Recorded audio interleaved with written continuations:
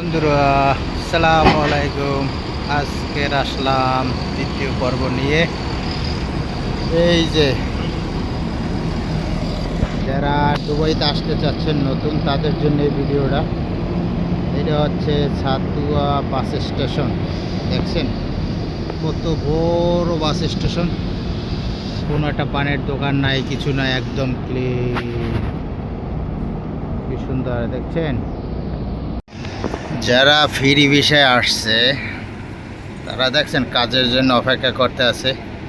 এখান থেকে কাজে লোক কিনে নেয় আর কি কোম্পানিতে।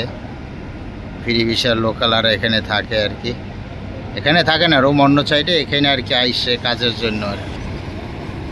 এই সাইডেও আছে দেখেন, এই দেখেন, ওই দেখেন অনেক লোকজন ফ্রি ভিসায় যারা আসে তাদের এই দশাই, সবাই বসে আছে দেখছেন। এই যে দেখেন এই সাইডে বাস যাচ্ছে, এই বাস এই যে বসে আছে দেখছেন।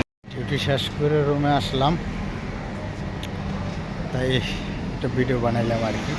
তো এখন বর্তমানে দুবাইয়ের ট্রান্সফার বিষয়ে মেয়েদেরটা ওপেন হয়েছে, কিন্তু এখনও ছেলেদেরটা ওপেন হয় না, কখন হবে সেটা ঠিক নেই।